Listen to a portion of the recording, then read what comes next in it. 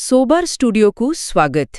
आजी आमे गोटे बहुत गुरुत्वपूर्ण विषय कथा हेबा। हाँ, विषयटी हेउछि जेनेरेशन जी बा जेन जी। आउ आमर आलोचना मूलतः आधारित हेबो निरंजन नायकंक लेखा उपरे। ठीक। एही जेनजी पीढ़ी माने जो माने पाखापाखी 1997 रु 2012 भितरे जन्म एबे बयस बोधे 12 रु 27 हेबो। हाँ, से बयसर पिला माने। तेबे श्री नायकंक लेखा आधार रे आमे चेष्टा करिबा एमानंक जीवनर किछि माने जटिल दिग आउ आह्वान गुड़िकु बुझिबाकू। हाँ, आमर लक्ष्य हेउछि लेखकंक दृष्टिरे ए पीढ़ीर वास्तवता कौन, से क्यों समस्या देखुचंती आउ किछि समाधानर बाट से देखाउचंती कि नहीं सेटा जानिबा। अच्छा, तेबे आरंभ करिबा। लेखारे केउठी कुहा जाइछि कि जेनजी को लोके बेले बेले मूल्यबोधहीन पीढ़ी कहउचंती। हाँ, किंबा सबुठु बेसी डिप्रेस्ड पीढ़ी। हाँ, एमिति कथा उठिछि बोली लेखक कहउछंती। काहेकि एमिति कहिबार कारण कोन दिया जाइछि सेथिरे? देखंतु, गोटे पुराना कथा अछि ना जे कष्ट समय भल मनिष तैयारी करे आ सुख समय दुर्बल। तो लेखकंक विश्लेषण अनुसारे जेनजी एबे जो समय देई जाउछि सेटा गोटे अलगा प्रकारर कठिन समय। अलगा प्रकारर किमिति? माने पूर्व पीढ़ींकर अनुभूतिठु भिन्न डिजिटल जुगर चाप, सोशल मीडियार प्रभाव एसबु मिसी किछि नुआ समस्या तैयारी करूछि। अच्छा, खाली मानसिक समस्या नुए, लेखारे किछि शारीरिक समस्या कथा भी अछि बोली सुनुथिली, जेमिति कम बयस रे हार्ट अटैक। हाँ, एटा बहुत चिंतार विषय।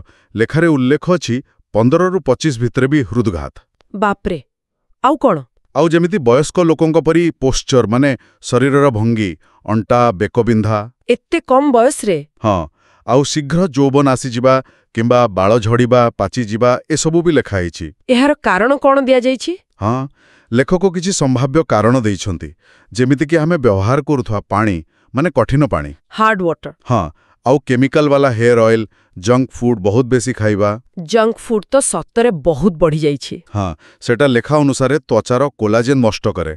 आउ धूम्रपान, मद्यपान। ओहो, गोटे तथ्य अछि लेखारे 10 ରୁ 14 वर्षर पाखापाखि 2 कोटी पिला ना कोन धूमपान करूछंती भारत रे। बापरे, ए तो शारीरिक कथा गला।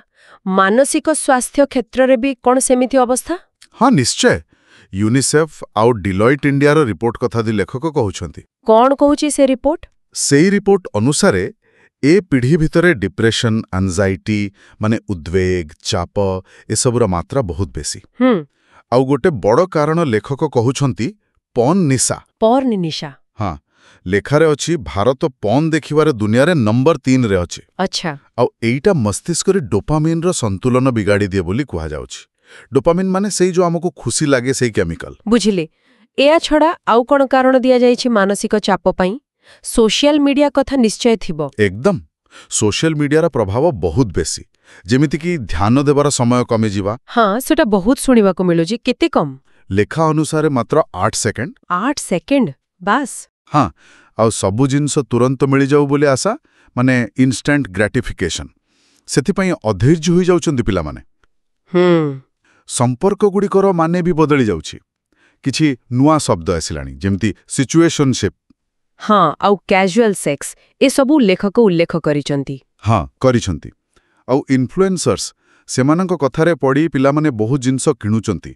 लेखारे अछि पाखापाखि 80% ऑनलाइन किणाकिणी एमानंक द्वारा प्रभावित। अच्छा, एहार प्रभाव तो निश्चय पिलांक पाठ पढ़ा कैरियर उपरे पड़ुथिबो। हाँ, लेखक से कथा भी कहिचंती बेरोजगारी हार बहुत बेसी ए पीढ़ी रे। केते? किछि तथ्य अछि? लेखा अनुसारे 25 वर्षर कम पिलांक भितरे प्राय 43%। 43%? एते बेसी? हाँ, आउ जिउ माने चाकरी करूछंती सेमानंक भितरे भी अनुशासनर अभाव, कामरे मन न लागिबा एम्ति समस्या देखा जाउछि बोली लेखक कहउछंती। बापरे, एते सबु समस्या शुनिला परे टिके निराश लागुछि। लेखक कोन किछि बाट देखाइछंती एथुरु बाहरिबा पई? किछि समाधान? हाँ, निश्चय। खाली समस्या कहि नाहंती, से समाधान विषय भी किछि इंगित दैछंती। कोन से समाधान? सबुठु गुरुत्वपूर्ण कथा हला पलायनवाद छाड़िबा, माने वास्तवता को सामना करिबा। एस्केपिज्म रु बाहरिबा। एकदम। आउ सोशल मीडिया संपूर्ण बंद करिबा बोधे संभव नए, किंतु ताकु सचेतन भावे आउ कम व्यवहार करिबा। ठीक। ସୁସ୍ଥ ଜୀବନଶୈଳୀ ମାନେ ଭଲ ଖାଇବା, ବ୍ୟାୟାମ କରିବା, ନିଶାପାଣିଠାରୁ ଦୂରେଇ ରହିବା। ଏଇଟା ତ ସବୁବେଳେ ଜରୁରୀ। ହଁ, ଆଉ ସବୁଠୁ ବଡ଼ କଥା, ମାନସିକ ଭାବେ ନିଜକୁ ଶକ୍ତିଶାଳୀ କରିବା ପାଇଁ ଚେଷ୍ଟା କରିବା। ତେବେ ମୋଟାମୋଟି ଭାବେ ଦେଖିଲେ ନିରଞ୍ଜନ ନାୟକଙ୍କ ଲେଖା ଅନୁସାରେ ଜେନ୍ଜି ପିଢ଼ି ପାଇଁ ସମୟଟା ନିଶ୍ଚୟ କଷ୍ଟକର, ଆହ୍ୱାନପୂର୍ଣ୍ଣ। ଡିଜିଟାଲ ଦୁନିଆ ଆଉ ଆଧୁନିକ ଜୀବନଶୈଳୀର ଅନେକ ନେଗେଟିଭ୍ ପ୍ରଭାବ ଦିଶୁଛି। ହଁ, ସେଇଆ। କିନ୍ତୁ ଭଲ କଥା ହେଉଛି ଲେଖକ ଆଶା ବି ଦେଖେଇଛନ୍ତି, ଯଦି ପିଲାମାନେ ସଚେତନ ହେବେ, ଠିକ୍ ପଦକ୍ଷେପ ନେବେ, ତେବେ ସେମାନେ ନିଜକୁ ପୁଣି ଥରେ ଗଢ଼ିପାରିବେ। ନିଶ୍ଚୟ। ଏହି ଆଲୋଚନା ପରେ ବୋଧେ ଆମ ସମସ୍ତଙ୍କ ପାଇଁ ଗୋଟେ ପ୍ରଶ୍ନ ରହିଲା। କ'ଣ ସେ ପ୍ରଶ୍ନ? ଏ ଯେଉଁ ସମସ୍ୟା ସବୁ ବିଷୟରେ କଥା ହେଲେ, ଏହାର ସମାଧାନ ପାଇଁ ଆଉ ଏହି ପିଢ଼ିର ଭଲ ଭବିଷ୍ୟତ ପାଇଁ ଆମେ ନିଜେ ବ୍ୟକ୍ତିଗତ ସ୍ତରରେ କ'ଣ କରିପାରିବା, ଆଉ ସମାଜ ହିସାବରେ ଆମର କ'ଣ ଭୂମିକା ରହିବା ଦରକାର, ଏଟା ଭାବିବା କଥା।